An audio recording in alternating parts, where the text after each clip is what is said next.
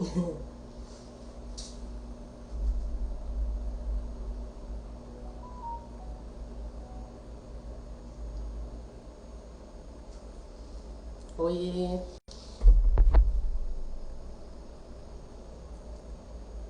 oi, tem gente entrando.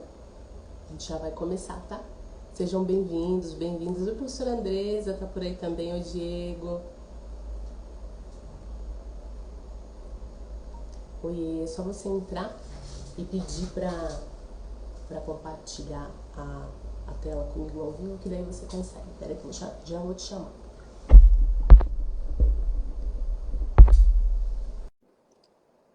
Que legal ver vocês todos por aqui, viu? Muito bom.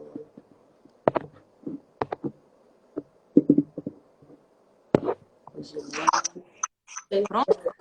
Precisa pôr a câmera um pouco mais para baixo, Blanche. Aqui. É, Tá, tudo bem? joia. Tudo bem, e você? Bem também, graças a Deixa eu colocar aqui. Pronto. Acho que aí fica melhor, né? Fica Deus. melhor, né? Ficou, agora eu consigo te ver. Muito bom. Eu tinha tempo que eu não entrava no Instagram. Pra...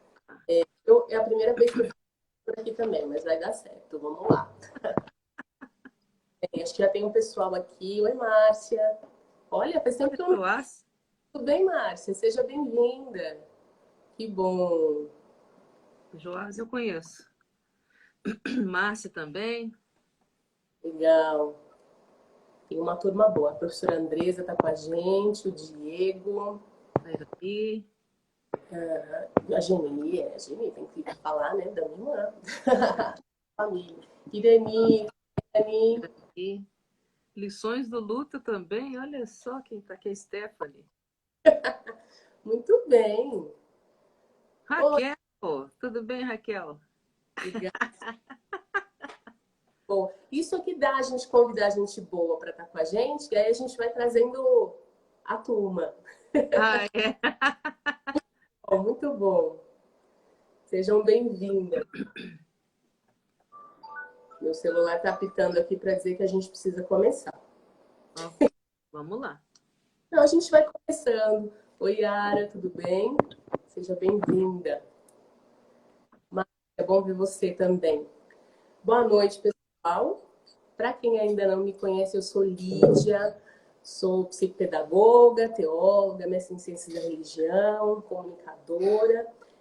Agora, eu trabalho aqui no IBT, no Instituto de Análise, coordenando os cursos aqui, né?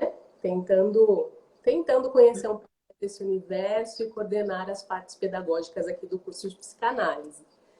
E aí, a gente está com essa proposta de retomar as lives que o IBT já realizava nos outros anos, e a gente vai fazer agora, então, todo mês uma live temática, trabalhando um pouco do que a gente está vivendo na atualidade. E hoje eu tenho o prazer de ter aqui com a gente a professora Blanches, que também é psicóloga, que também é teóloga, que é professora na Universidade Metodista e que com muito carinho, assim, muito solícita, se dispôs a participar aqui com a gente nessa live para a gente conversar um pouquinho nessa caminhada pascal, pensar um pouquinho nesse símbolo de Páscoa, pensar um pouquinho nas questões de perdas, de transformações e de esperança, dialogando com a psicanálise nesse período em que caminhamos aí numa semana de Páscoa. E aí, quando eu propus esse tema para Blanches, a gente deu muita risada, né? Por pensar num tema tão inusitado quanto a Páscoa, que às vezes a gente limita só no espaço religioso. É um tema que está muito na sociedade, parte da nossa cultura, e que talvez a gente consiga fazer, então, um bom diálogo pensando nessa temática. Blanche, seja bem-vinda, muito bem você conosco. Queria que você falasse um pouquinho, ficasse muito à vontade para a gente começar, então, esse nosso bate-papo. Boa noite a todas e todos. Boa noite, Lídia.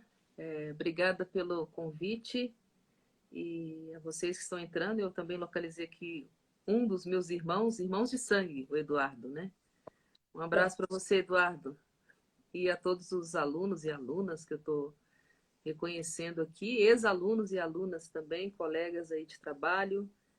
E é uma alegria estar aqui com vocês, especialmente nessa semana. É uma semana que marca aí a vida de muitas pessoas, e posso dizer não só num calendário judaico-cristão, né? No mínimo, quem não é judeu nem cristão vai ganhar um feriado, né? Então, então em meio a celebrações religiosas, há um momento possível de descanso. Mas, brincadeiras à parte, eu gostaria de colocar assim, a minha fala mais introdutória, e para depois a gente poder conversar, de trabalhar esses 4 aspectos que norteiam a fala de hoje. A Páscoa, que geralmente é olhada como um símbolo exclusivamente religioso, e o vínculo desse fenômeno também com perdas, com passagens e esperança, e que isso tem a ver também com os estudos da psicologia, especialmente em psicanálise, né? Primeiramente, assim, quando se fala de Páscoa, há que se lembrar que é uma celebração antiga, muito do mundo rural, e que também marcava climas, né? Por exemplo, a marca do início da primavera, né? Então, ela já nasce numa transição, né? E nessas celebrações sempre havia uma possibilidade de pensar a questão de morte e vida, vida e morte, né? Seja ela no mundo rural, e seja depois também quando ela é relida no mundo religioso. Primeiramente no mundo judeu, quando no relato das escrituras se fala sobre a passagem do anjo da morte nas 10 pragas do Egito, e ao passar o sangue de um cordeiro, né, na porta, esse anjo não, ele pulava essa casa e essas pessoas não eram mortas, né? Então, é a celebração pascal dessa também dinâmica entre vida e morte. E agora também no cristianismo, quando se fala então da morte de Jesus Cristo, que é a marca principal do cristianismo, que se ofereceu, né, em sacrifício por todos e todas as pessoas. E aí a Páscoa é a ressurreição, né? Seria a ressurreição. Ou seja, nessas 3 amplos campos de saberes, e aí é claro que aqui o nosso foco não é destrinchar a Páscoa em si, mas o símbolo que ela nos traz, né?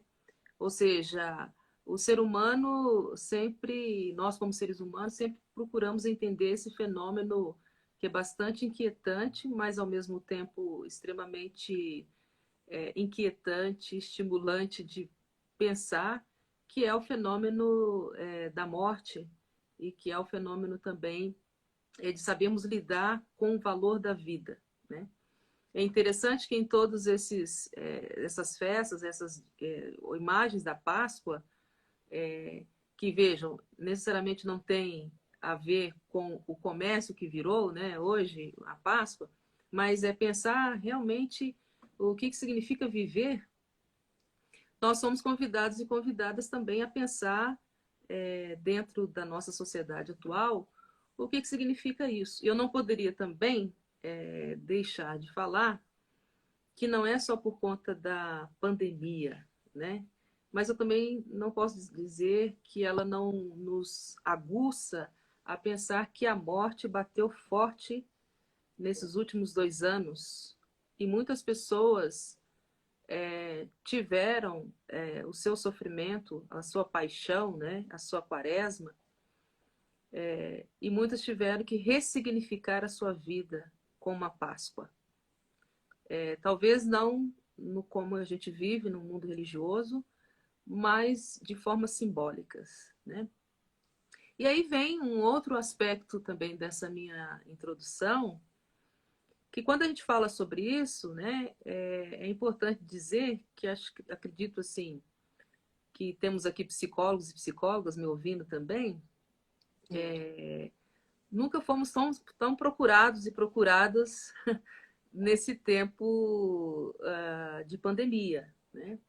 E isso nos trouxe também bastante inquietações, porque tivemos que lidar com um tema bastante desafiador, chamado morte e luto, né? E aí é um luto, primeiramente por morte, mas outros tipos de luto, de perdas que viraram luto, né?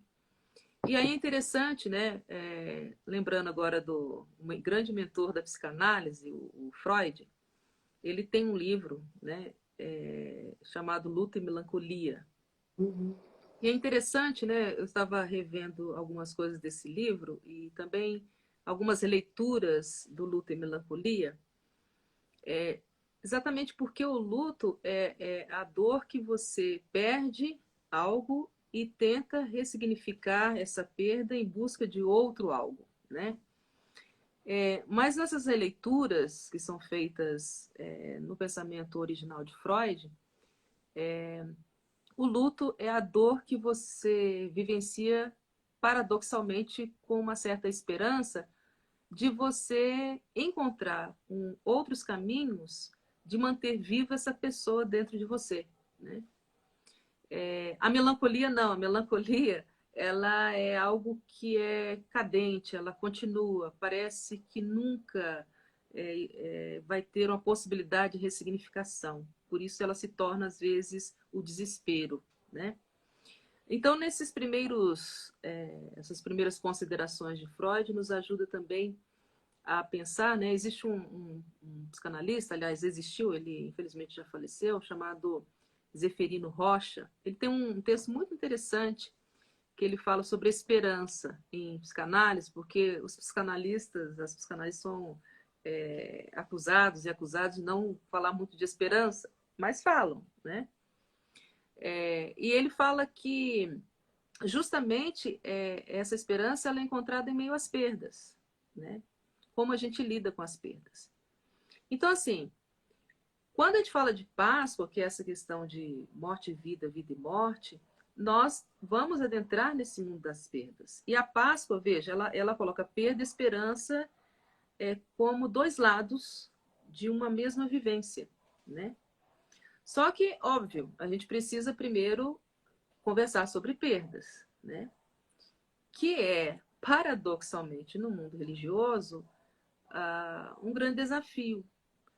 Especialmente, né, aí, os estudos de Philippe Arrier, que já é um historiador das mentalidades, enfim, quando ele fala da história da morte no Ocidente, existiam tipos de velar, né, as pessoas e de esperançar com as pessoas, e trazer esperança para as pessoas, que, por exemplo, acontecia em casa.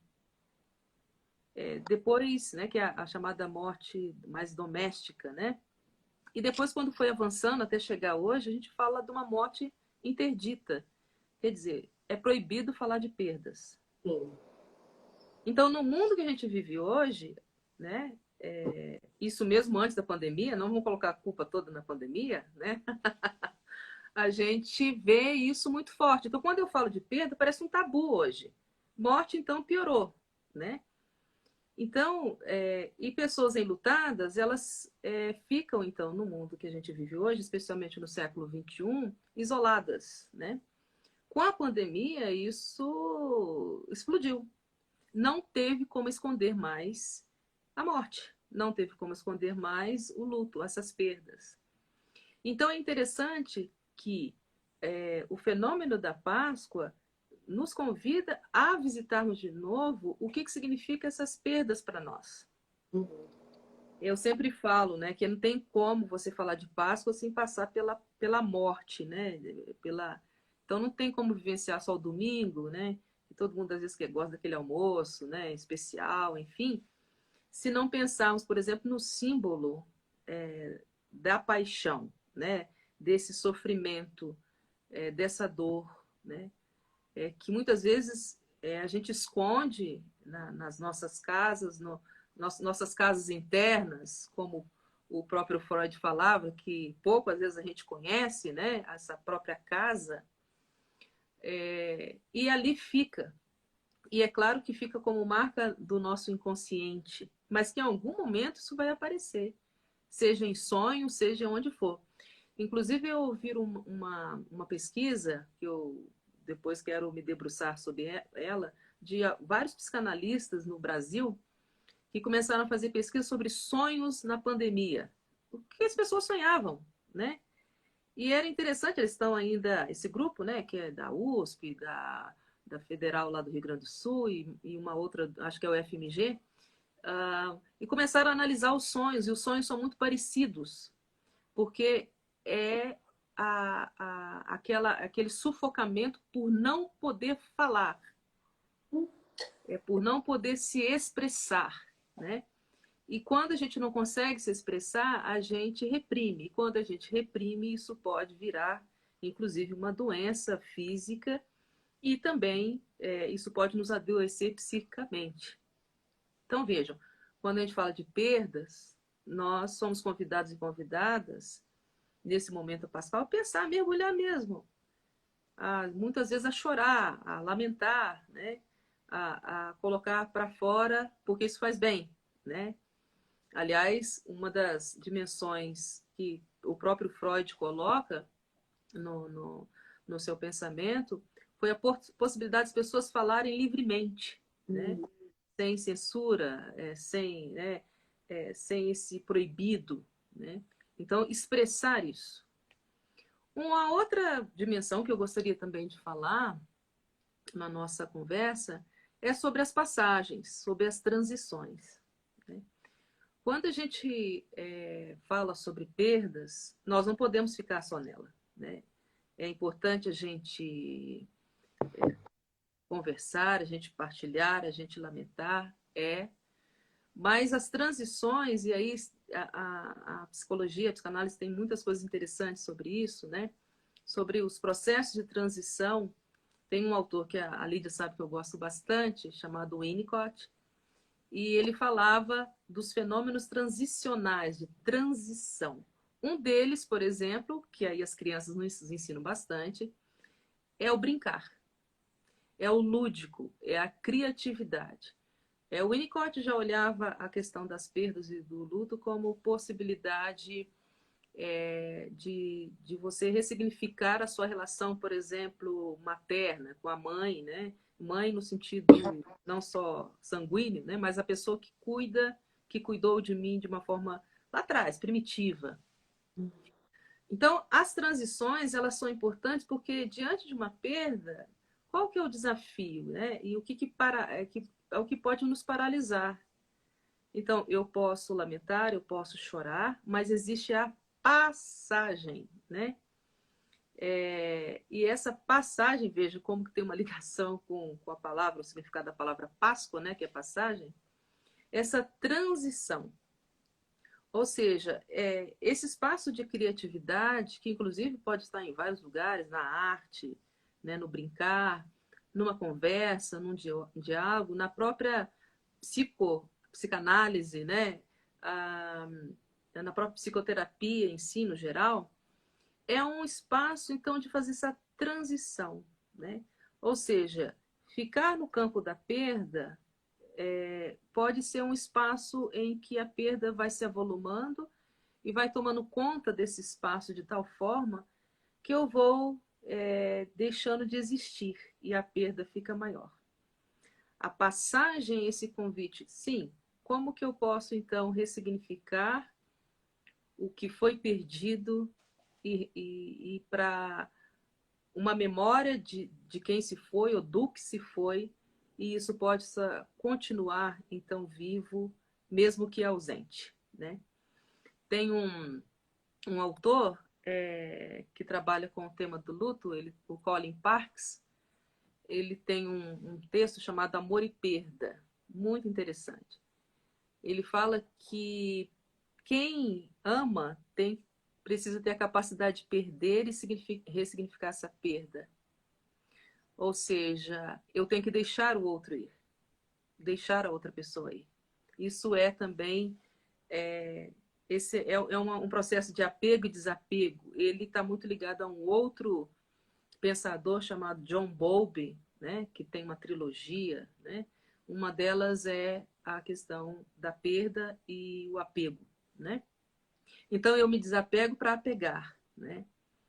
Então, há porque senão, uma coisa que é muito interessante nessa questão, voltando à pandemia, era a intensa presença da presença, que causou em muitas pessoas né, assim, um pavor, né? Quer dizer, eu estou muito presente. E o outro lado é a ausência da presença. Você está presente, mas você está ausente. O que nos tomou muito tempo foi ficarmos aqui nessa telinha.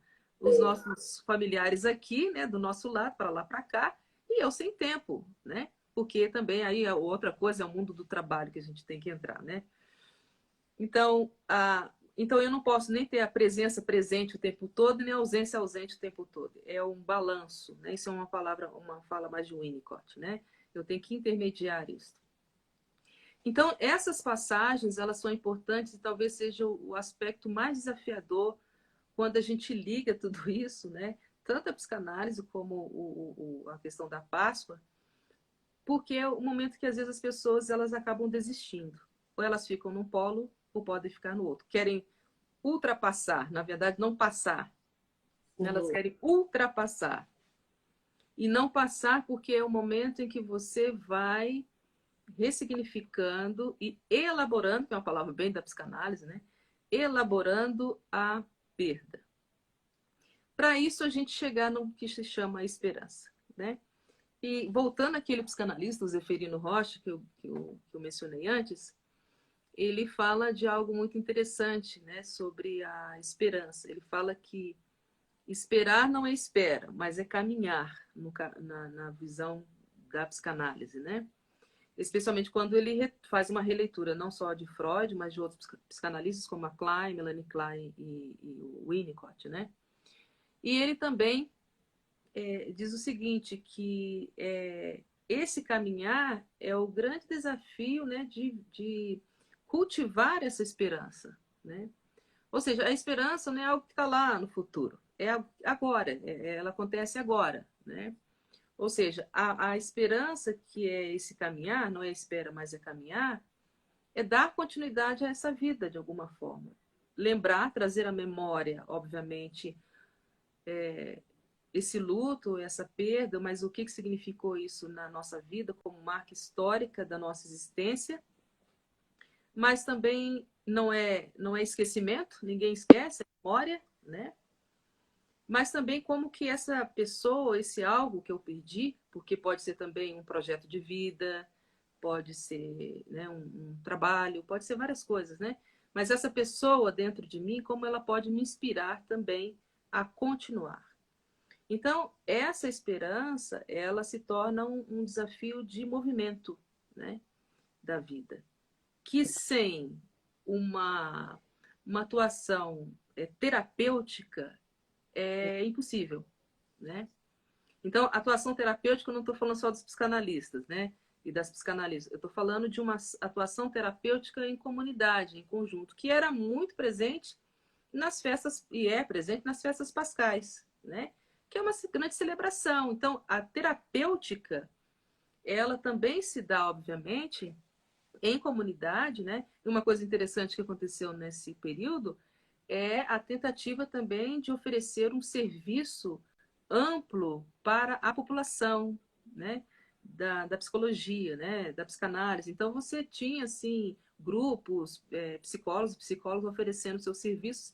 E esse é um movimento bonito, né? Porque essa terapêutica que ela se horizontaliza. Eu percebo assim, né, Lídia, não sei se você concorda, antes quando se falava de psicanálise era aquela coisa assim, quase intocável, né? Hoje não, você tem assim, várias possibilidades, inclusive porque você tem várias escolas de psicanálise, não tem só uma, né? Mas a possibilidade do acesso, que é extremamente importante, né? Até a escola que você, por exemplo, está coordenando aí agora. Então, eu vejo que esse também é um esperançar, quando a sociedade ela acorda para uma capacidade de cuidado que ela tem e que isso às vezes ficava escondido ou assim, isso não é necessário, né? Mas, enfim, agora é gritante, na verdade, né? E eu sempre falo com meus alunos e alunas, por favor, façam um dia psicoterapia, né? Seja Exatamente. de que linha for, mas enfim, façam. Porque isso vai ser importantíssimo para a sua vida. Se conhecer, olhar sua casa interna, como diz Freud, né? Veja lá o que está lá dentro, nesse inconsciente aí, para você se conhecer e para você poder cuidar das pessoas. E talvez, quem sabe, viver, ajudar muitas pessoas a viverem a sua Páscoa. Então, Lídia, Exato. um pouco meu pensamento, meu pontapé inicial aqui para a nossa fala, eu falei quase meia hora já, então assim. E eu estou gostando de ver aqui o pessoal interagindo, né? Trazendo à tona a questão do ressignificar, de repensar a caminhada. Tem alguns alunos seus que passaram por aqui também para dizer que é sempre um presente te ouvir, que é sempre muito Ah, bom. que bom. Legal. Eu queria pensar, já que a gente está falando em Páscoa e trazendo um pouco a questão dos símbolos, enquanto você falava da questão da pandemia, eu fiquei pensando um pouco nesse processo de. Opa, quase que eu derrubo tudo, perdão. Nesse processo de deserto, que também é parte da Páscoa, né? Eu acho que a pandemia escancarou essa possibilidade de vivenciar um deserto, que para uns foi um caos e que para outros, de fato, foi um processo, um espaço de transformação, porque foi despertando aquilo que a gente precisa trabalhar lá na psicanálise, né? Que são os nossos medos, as nossas angústias, os processos depressivos que foram se tornando cada vez mais evidentes durante esse período, e que eu acho que é uma forma da gente viver o nosso deserto. E aí a gente tem essa opção. Eu vou continuar caminhando nesse deserto em busca dessa superação, de um refresco, de uma água boa que me transforme, né? E que daí pode ser um tanto de outras coisas. Ou eu vou minguar nesse deserto, aceitar a morte, o processo de morte. E eu acho, não sei, né? É a minha desconfiança, que a gente, que a nossa sociedade viveu um processo de ressignificação de fato, né? E de busca, seja pelo processo solidário, que põe a ouvir, ou seja pela iniciativa de quem está no processo de sofrimento e disse assim, não, eu vou buscar ajuda. Como é que você percebe isso? Você trouxe um símbolo importante nessa questão pascal, que é o deserto, né? Que é sempre lembrado também, porque, inclusive, essa celebração, ela era feita, já foi feita no deserto, mas é um momento de repensar essa jornada. E é interessante, assim, porque no deserto, se você não continua caminhando, você nunca vai conseguir também atravessá-lo, né? É. Pensando em pandemia, eu vejo como você.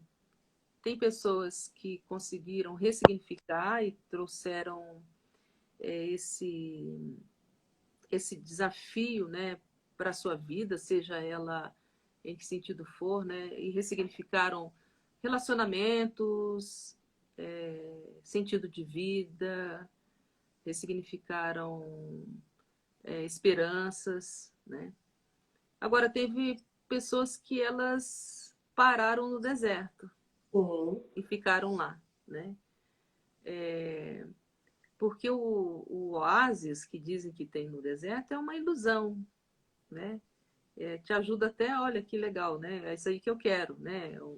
Minha esperança. Mas eu preciso atravessar esse deserto. E eu vejo, sim, que a gente não pode generalizar, mas talvez as pessoas que pararam no deserto pararam talvez porque estavam tão sozinhas e tão sem alguém que pudesse andar, porque, por exemplo, a imagem religiosa é que Deus andava com as pessoas no deserto, né? Com a nuvem, enfim, e aquecendo também à noite. Mas Isso. você andar no deserto sozinho ou sozinha é outra história. Então eu vejo que as pessoas que ficaram lá e que estão nesse deserto ainda é porque talvez estão muito sozinhas e não encontraram um espaço de fala, um espaço em que pudesse partilhar esse sofrimento, um espaço em que pudesse ser olhado como um ser humano que está passando por um sofrimento e que precisa de ajuda, e não de alguém que ainda vai exigir de você no deserto. Olha, faça isso ou faça aquilo.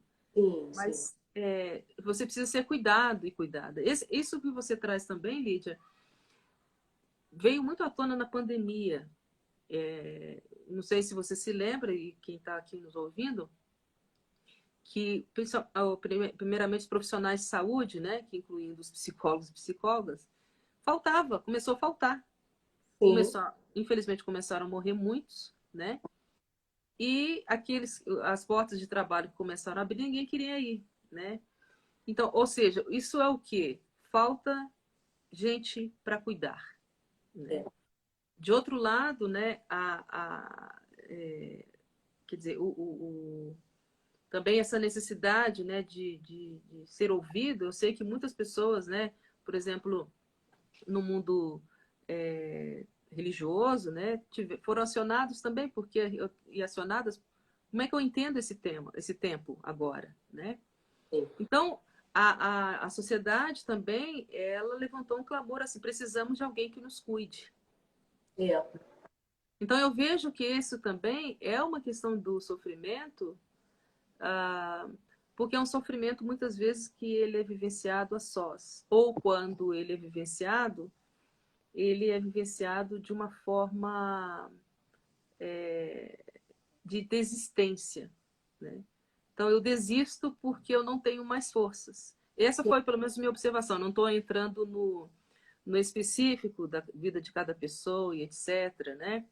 Até porque existe um fenômeno paralelo a isso, né? Quando você fala de desistência, que a gente não tocou aqui, que é o fenômeno do suicídio, né? Exatamente. Porque, inclusive, existe um autor chamado Davi Le Breton, que ele fala da desistência de si. Mas as pessoas não morrem, elas desistem de si e continuam fisicamente vivas.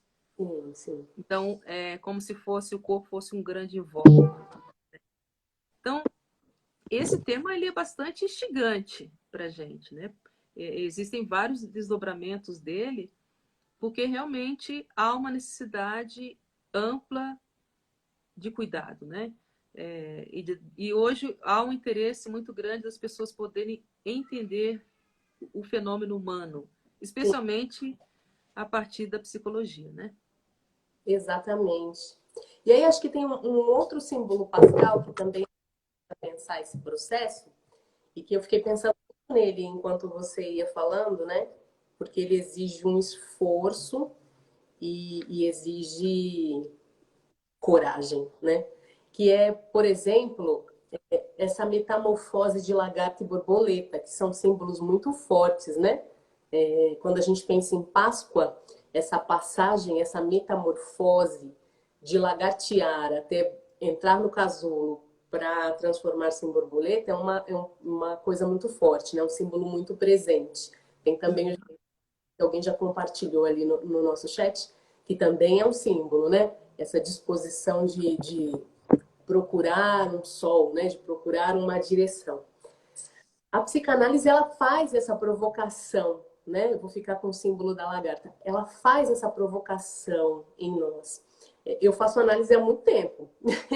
E vez por outra eu me vejo nesse processo de entrar no casulo, né? E de tocar em assuntos que são muito pessoais, muito dolorosos, né? Esse negócio aí que Freud chama de inconsciente, né?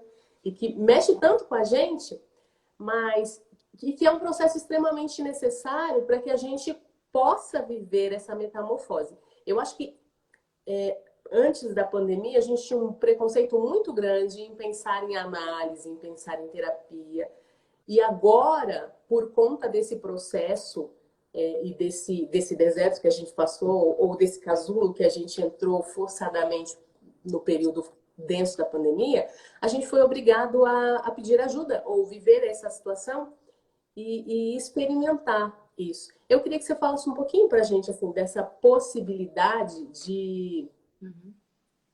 de tocar esse inconsciente nesse processo de casulo mesmo. E aí tem uma pessoa falando aqui, deixa eu só ler aqui o que o Rodrigo está falando pra gente. Esse movimento da necessidade cuidam ficou evidente, inclusive, na convocação do Ministério da Saúde, exatamente, para voluntários, de psicólogos, psicanalistas também, né, no enfrentamento da pandemia, exatamente, né, esse processo de, de buscar, né, de passar junto, né, de ver essa metamorfose juntas. É uma pergunta bem interessante, a questão do casulo e da borboleta. Às vezes a gente só quer ver a borboleta, né? Mas não sabe o que acontece e o sofrimento que ela passa nesse casulo, né? Esse é um símbolo bonito, as crianças gostam bastante também, né? De ver e ouvir a história. Uma coisa que me lembrou isso, né, antes de falar especificamente, é lembrar, né, todas essas metáforas e símbolos do contar a história, né? As crianças têm o privilégio porque elas ouvem essas histórias e nós adultos e adultos a gente esquece. Apesar de que hoje tem os contadores de história, né? Os contadores de história, você é uma, inclusive. Então, assim, pensando nisso, uma das coisas que Freud, para mim, ele trouxe de uma forma brilhante é essa história do inconsciente, né? E, assim, até a maneira como se tenta simbolizar o inconsciente como a parte maior que tem dentro da nossa estrutura psíquica, né? É algo que realmente, né, me lembra também esse casulo, né? Porque, na verdade, é um processo que você tem que se recolher para poder também se ressignificar como pessoa e sair, né? Quer dizer, você está toda ali quieta, né? Mas também num sofrimento, porque você tem que caber num espaço pequeno e você tem que se movimentar e tem que para você conseguir sair daquilo. Então, isso, como eu falei anteriormente, quando você existe sempre um espaço que é seu. Não tem nenhum psicanalista, ninguém se você há um convite que se faz, mas para você entrar nesse casulo, Uhum. mas sabendo que tem alguém que está te acompanhando, é uma outra história, né? Então, esse acompanhar é estar ali ao lado, né? Estar ali um pouquinho, né? Assim, ó, vai que eu tô aqui pertinho de você, né? Mas é um processo nosso, né? E que cada pessoa vive de uma forma. Algumas de nós talvez sintam bastante dor nesse processo, sofra bastante, que é também uma tarefa do psicanalista, né? Ele ou ela, né? Vai acompanhar, não é que ele vai, quer dizer, vai abandonar, mas vai estar ali, mas sabendo que você vai, mas você tem que ser autônomo, autônoma, né? Nesse ir. E é uma escolha, né? Quer dizer, não é um masoquismo, mas é algo necessário até para que você possa voar, né? Ou Exato. seja, é que o grande desafio que a gente tem, e eu acredito que a psicanálise coloca para a gente, é a gente poder se ver, né? E tem gente que não gosta de se ver, né? De jeito A nenhum. gente vai ver o outro, e às vezes falar do outro, da outra, né? Uma do outro a gente gosta muito. Agora, quando o psicanalista coloca um grande do espelho sobre a gente, aí é um pouco mais desafiador. Então, eu vejo que a gente fica se remexendo nesse casulo porque às vezes a gente não aguenta a gente, Sim. né? Essas dores, esses sofrimentos.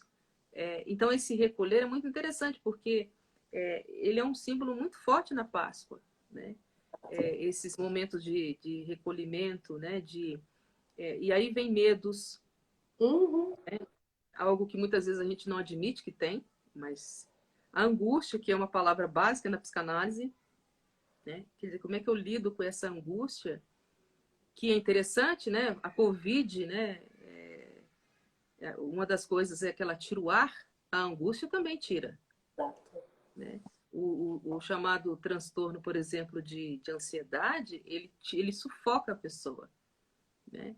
Então, nesse processo, eu acho muito interessante, né? Porque esse, esse, esse contato com o nosso inconsciente, ele tem que ser feito com muito tato, com um profissional, com uma profissional, não é qualquer pessoa que pode fazer isso, mas é algo que vem trazendo à tona muitas coisas que a gente guardou lá dentro, muitas dores que foram guardadas, muitos traumas, muitas memórias afetivas que muitas vezes não nos fizeram bem, Uhum. e que precisam ser ressignificadas e encaradas. Eu vejo que isso é algo muito bonito, né, e importante, que a psicanálise traz para a gente, dessa possibilidade da gente poder ter alguém que caminha conosco, que nos ajuda a lidar com as nossas dores, com aquilo que está guardado, e não é para ficar guardado, ele tem que ser ressignificado, porque se eu ficar guardando, isso vai me doer o resto da vida. E alguns fenômenos que acontecem comigo hoje, eu nunca vou compreender e nunca vou conseguir atravessá-lo, nunca vou fazer essa passagem, porque vai sempre doer. Então, a dor, muitas vezes, até a física, não vamos dizer todas, ela tem uma causa nesse inconsciente, em algo que está nesse inconsciente, uma memória, uma situação traumática, uma dor que eu reprimi, porque eu não podia falar, né? Eu não tinha esse espaço de fala. Então, o casulo ele é muito importante, mas ele tem que ser feito e ele tem que ser vivenciado com cuidado, né? Para eu também não ficar só no casulo, eu tenho que sair do casulo. Para eu porque também ficar só no casulo, eu vou ficar ali, como o que você falou do deserto, né? Eu vou desistir, posso morrer, né? E não estou falando nem da morte, né? Mas eu posso ser uma pessoa que estou por aí, mas não vivo, né? A gente costuma brincar, né? É o corpo, a alma já saiu, já se perdeu, né? Exato, Ficou exato. só a Karina que está com a gente, ela sempre brinca. Às vezes ela precisa descansar e ela fala assim: eu preciso de uma pausa que é para a alma voltar para o corpo. Ela sempre diz isso. Eu dou muita risada com ela. Deixa eu aproveitar que eu estou aqui falando, citei a Karina. O Paulo Nogueira, nosso amigo, está aqui, né? Paulo Dias Nogueira, ele diz assim: um mundo marcado por uma filosofia neoliberal, onde as pessoas valem por aquilo que produzem ou consomem, parece não haver possibilidade para se investir num casulo, recolhimento, cuidado. Bonito, Paulo. É. Mesmo. E real, né, Paulo? Muito real. Parece que é demonstrar fraqueza também, né? Em alguns espaços, pensar nesse recolhimento, em algumas profissões, em alguns exercícios, pensar nesse recolhimento ou admitir esse recolhimento para o autocuidado é como se a gente admitisse uma grande falha, uma falha no caráter ou uma fraqueza, né? Isso é para se pensar também, né? E aí tem uma questão que você colocou antes, lembrando que o professor o Paulo colocou, da depressão, né, Lídia? Uma coisa que é muito interessante se você se entristecer, o diagnóstico já é depressão. Uhum. Então, isso é um grande problema, né? Porque é o sequestro do seu direito de entristecer-se. Né? Então, esse sequestro adoece as pessoas, de verdade, né? Então, eu tenho até uma hipótese de que algumas pessoas acabam ficando com depressão porque o seu direito de tristeza foi sequestrado. Então, ela se entristeceu, entristeceu, entristeceu. Realmente, ela ficou depressiva, né? Com depressão, desculpa. Então, assim, a gente tem que ter muito cuidado com isso, né? Porque tristeza é tristeza, né? Então, E esse casulo pode ser, exato, esse momento. Obviamente, né, que não é para ficar o casulo o tempo inteiro, mas nós temos dificuldade de lidar com esse tema, né? As pessoas sempre perguntam, o que eu falo com uma pessoa quando perdeu outra? O que eu faço, né? Eu não sei o que falar, mas não tem que falar, né? Então, tem que estar e isso. talvez fazer alguma coisa concreta que possa ajudá-la, às vezes de uma forma bem objetiva, né? Oferecer alguma coisa concreta, uma comida, ajudar a limpar a casa, ou sei lá, alguma coisa que às vezes a pessoa nem ela sabe o que ela quer, né? Naquele momento, né? Então, às vezes, porque a gente não sabe lidar com a tristeza, porque me incomoda, me inquieta. Então, esse é um balanço importante, né? Porque a gente não pode ficar nem nessa dimensão. E nós não podemos também deixar também de vivenciar a alegria, que é uma outra dimensão, né? Que quer dizer, a alegria do outro e da outra também é algo para ser celebrado, né? Que hoje virou tempo de inveja, né? As pessoas ficam, quer dizer, se alegrar com o outro é complicado às vezes, né? Mas, enfim,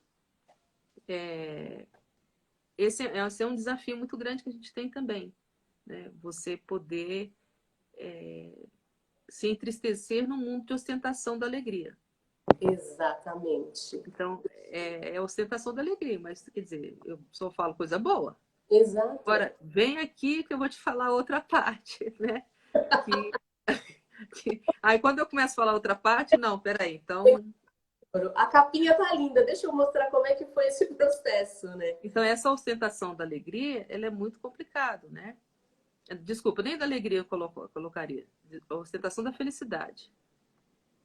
Então, então, a gente precisa balancear isso, né?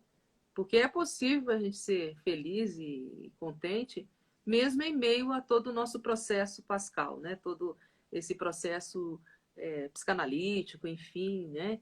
Não é algo também que é uma, vamos dizer assim, uma ostentação da tristeza e do sofrimento também, né? Mas é um processo que gera vida, né? E por isso que eu falo, me lembra muito tudo isso um movimento da vida, né? Um movimento em que às vezes você tem que parar, você tem que descansar, como você falou, né? Uhum. Mas é parte de você estar vivo, né? De você estar buscando sempre essa ressignificação da vida, porque uma coisa a gente sabe, né? Que, aliás, a gente sabe que não sabe quando vamos morrer, né? Então, isso é algo também muito presente, que no caso da pandemia, não só na pandemia antes, mas a pandemia acirrou mais, a gente teve essa certeza do não saber, né? Isso faz com que a gente também repense como que a gente faz as nossas passagens, as nossas transições. Talvez seja um momento, né, de aproveitar, né, essa possibilidade de repensar a vida e continuar caminhando mesmo em meio a esse deserto que algumas pessoas ainda estão, talvez muitas, a gente não sabe, certamente milhões ainda estão em luto, né? Porque estamos respirando, estamos tentando entender esse mundo, né? Que, que, que a gente tá vivendo, né? Então eu vejo que a Páscoa ela nos ajuda a pensar sobre isso, né? Esse processo de ressignificação, de trazer, né, essa vida, mas também nesse diálogo com temas como perdas, né, como lutos, como aquilo que ficou, mas muitas vezes dentro de mim, no meu inconsciente, não ficou às vezes concretamente diante de mim, mas está dentro de mim, né? E que às vezes me faz sofrer, né? E que talvez seja um momento mesmo para a gente trazer aí um outro caminho de vida para esse tema, né?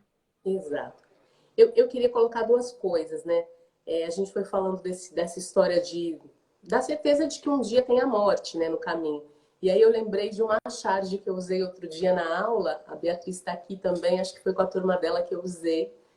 E a gente estava trabalhando charge. Vocês sabem que eu sou assim, né? Eu gosto de trazer umas coisas diferentes para aula. O tema era psicanálise e arte, né? Mas aí eu trouxe uma charge para a gente discutir. E aí tinha uma charge do Snoopy. Charlie Brown dizia assim pro Snoopy, Snoopy, um dia todo mundo vai morrer. E aí o Snoopy responde para ele assim, um dia.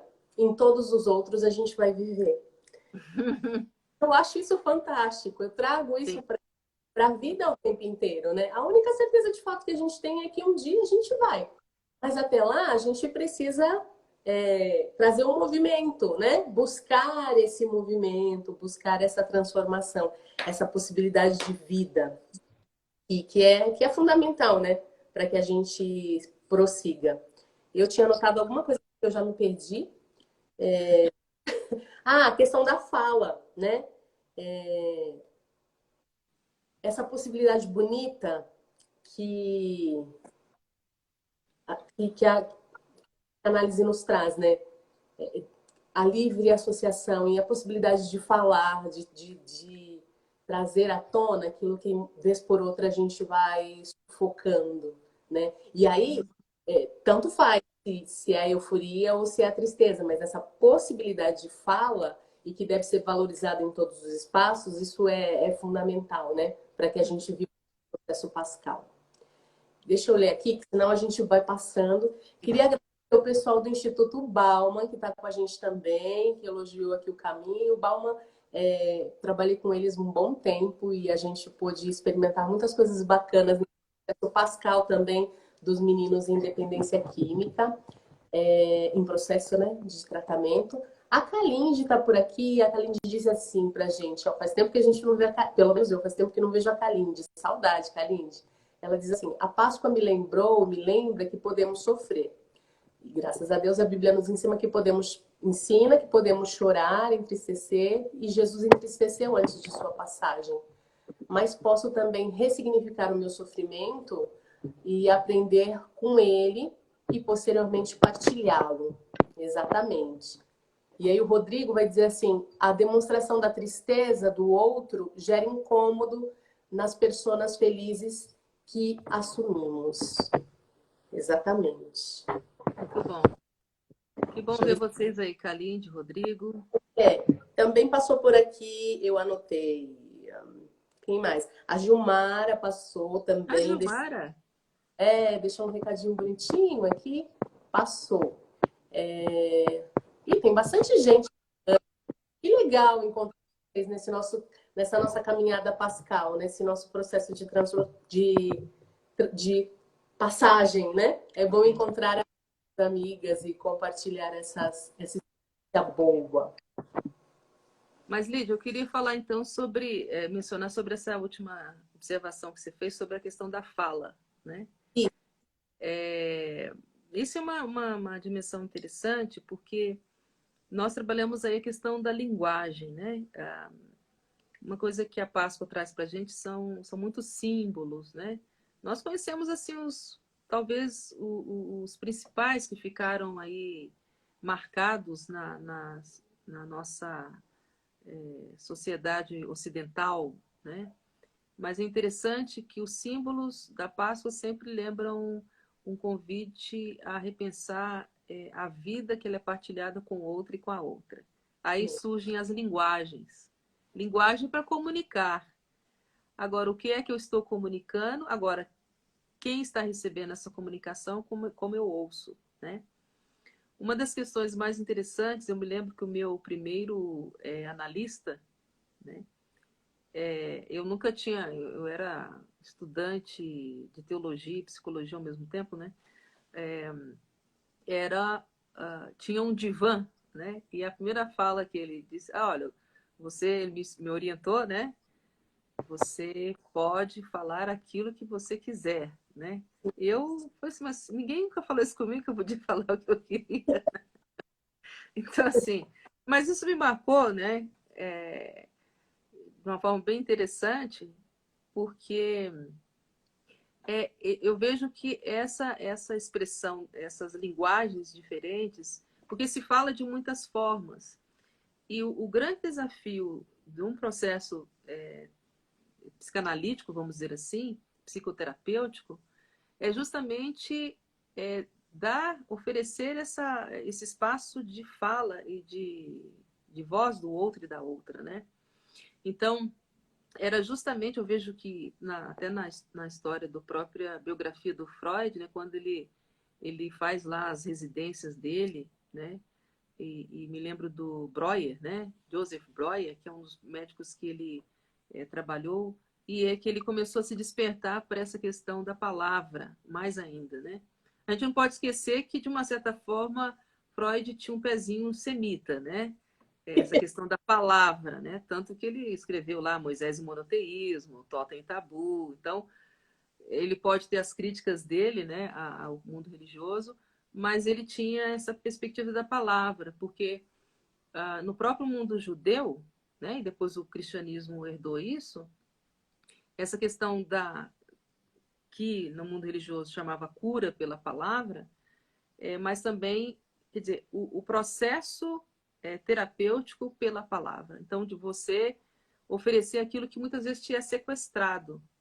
E por várias formas, né? Por exemplo, o primeiro sequestro é em casa, né? Que muitas vezes você, né? Até quando a gente, aí vamos dizer assim, um ensaio ao superego, né? Quando você fala, não pode isso, você não fale isso, né? Existem as regras, as orientações, mas a gente tem que saber balancear. Eu não posso falar isso por quê? Então aí vem a minha fala, né? Não é que eu não vou fazer. Então, existe essa dimensão justamente porque a gente tem um estranhamento quando a gente pode falar. Então, para mim, acho que um dos grandes desafios é você aprender também a dialogar, a poder, não só, quer dizer, quando você aprende a falar, não só quando é criança, porque a criança ela brinca, né? Ela fala pelos brinquedos, enfim. Isso depois os seguidores de Freud fizeram muito bem, a própria Ana Freud, a Melanie Klein, o Winnicott, né? Mas assim, nós adultos para falar, aí não sei se vocês se lembram, é, os tais mecanismos de defesa, né? Sim, Que a gente usa muito, né? Então eu reprimo, não vou falar isso. O que a pessoa vai pensar de mim, né? Eu não vou falar aquilo, isso aí não é comigo. Então, são formas que a gente mesmo se sabota. É a tal da autossabotagem da palavra. uhum. Então, quando você tem esse espaço de fala, esse é extremamente libertador, né? Porque você começa a se ouvir, né? Não é só o psicanalista que vai te ouvir, ou a psicanalista, é você se ouve.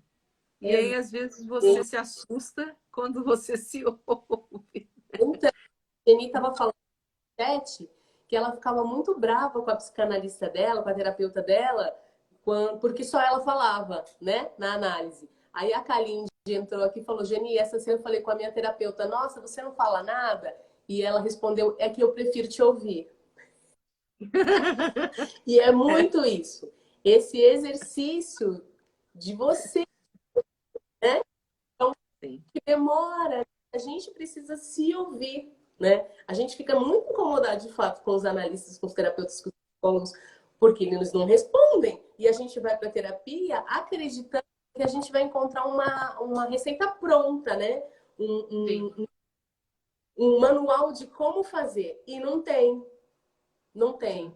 O processo Que é um. essa também é uma passagem nossa, né? É, É um processo de passagem, quando a gente se permite ouvir, é uma passagem. Quer dizer, eu não é a pessoa, o psicanalista que vai me dizer o que eu tenho que fazer. Eu preciso me ouvir, né? Eu preciso fazer esse link entre aquilo que eu ouço e essa ressignificação, essa minha passagem para a vida. exatamente. A Kalindi está aqui dizendo que ela vai dar o livro da professora Blanche.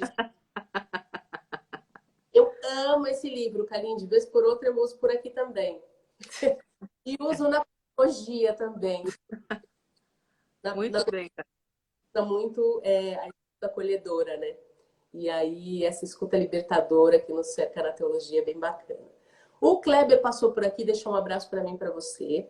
E eu sei que eu preciso te contar que você vai entrar em aula daqui a pouquinho. Foi uma delícia esse bate-papo. A Jenny está dizendo que quer o livro. Quando você vier para São Paulo, eu te dou. E aí, eu queria terminar esse nosso bate-papo gostosíssimo, gostosíssimo, convidando todo mundo que está aqui nessa live de hoje, que foi um tempo muito bom, né? Eu vi até o Adonis por aí, tudo bom, Adonis? Seja sempre bem-vindo aqui no nosso espaço também. O bispo? Olá, É, bispo. a Giniana, linda, foi muito bom trabalhar com a A Giniana. Giliana. O mês que vem a gente vai ter uma live que já está pertinho aí e a gente vai falar sobre mães no divã. Isso vai ser bem legal, né? Não tem problema, Kaline, você pode voltar outras vezes que vai ter muito mais.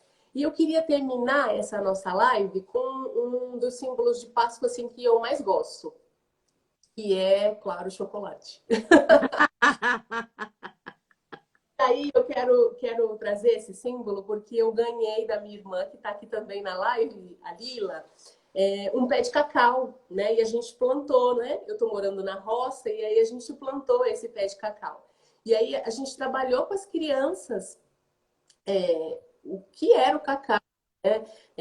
E aí abrimos juntos, aquela dificuldade de abrir aquela fruta dura, né? O Pedro e a Sofia, os meus filhos, apontaram porque eles ficavam esperando encontrar o gosto do chocolate e não tem. A frustração pensada porque não tem aquela doçura, né? E aí a gente foi explicar do processo e tal. E aí o Pedro queria mais, e não tinha mais, né? Eu tinha a fruta que a minha irmã deu para que a gente saboreasse e para que a gente plantasse ali no quintal, né? E ali, ela até chegou aqui, quase no final, mas chegou, irmã, seja bem-vinda. E aí, esse processo do plantar, do cultivar, e aí nasce, e não tem chocolate lá na árvore. Aí você tem que esperar, e a gente não sabe processar, o processo é feito por outro. O que a gente sabe é provar, e que vai demorar, né? Porque é processo. E a Exato. Páscoa, tal como a psicanálise, traz muito isso pra gente. Essa possibilidade e essa necessidade de esperar o processo. E aí, no caso do chocolate, aquele cacau que é moído, espremido, processado, transformado. E que Sim. vez por outra acontece muito isso com a gente, né? Ser moído, ser processado, ser remoído com tantas histórias que a gente guarda na alma e que num certo momento da vida a gente pode saborear com outro gosto, com outra Uhum. perspectiva e contando outras histórias, dizendo assim: você lembra quando? Que é muito Pascal, né? Trazer a memória, né? E o chocolate para mim tem muito isso, do processar. E o chocolate também tem vários tipos de sabores, né? Não é único, né? Não é, tem uns que gostam de muito doce, tem muito doce, tem que gosta de amargo, é amargo, Exato. e assim por diante, né? Então, esse processo ele é importante, mas a gente vai encontrar alguma doçura ou o tempero, né, que a gente gostaria para a vida. Então, acho que essa mistura, esse processo ele é importante. E é a Páscoa, né? Exato. Isso é Páscoa. Gente, que delícia, adorei. Ó, a Jane e o Wellington estão mandando abraços e dizendo que estão com saudade. A Sol Que passou por aqui. bom, Jane. Nossa, Solange. Ela disse que a live foi maravilhosa. Eu amei. Foi um bate-papo Isso muito aí. gostoso. O Rodrigo disse que foi um tempo muito Que bom, bom, Rodrigo. delicioso. Kalinde, a gente também te ama. Você também é linda. E a Ina, adorei. Muito bom. Carita. Então, ó, a gente está por Ah, aqui. a Michelle tá aí, ó. Legal. Michelle. Lila. A gente vai ter outras lives. Convido vocês para conhecer, para seguir o Instagram aqui do Instituto, conhecer as nossas páginas, a nossa página. Eu prometo que a gente vai fazer outras lives, outros encontros, vai ser sempre muito bom. Blanches, você é sempre muito bem-vinda. Quero te, Obrigada, Lídia. quero te convidar para conhecer aqui pessoalmente também. Acho que vai ser um tempo Com bem legal, certeza. né? Obrigada pelo convite e quero desejar a todos e todas uma ótima Páscoa. Semana Ah, Pascal. delícia. Ai, a Rosa tá aí, a Rosa tá aí. Olá, Rosa. É. A Geni está perguntando se a gente pode ficar mais. Por mim, eu posso, mas a Blanche me conhece sabe que eu tenho que ir para a roça. Eu vou pegar o caminho da roça agora. É, eu tenho aula daqui Live a pouco. do de Luto, viu? Live É, incrível, a gente também Stephanie. gostou. Pessoal, obrigada. Yara, que está Um assistindo a abraço, gente, minha chefe, obrigada por ceder sua fazer a live. Obrigada por confiar nesse Laísa. trabalho. Laís, sua chegou atrasada, mas é sempre bem-vinda. Blanche, grande beijo. Te Tchau, vejo gente. ainda Boa essa Páscoa. semana. Beijo para todo mundo. Boa Tchau, Páscoa. tchau. Boas e metamorfoses para todo mundo. Um abraço. Tchau, tchau. Tchau.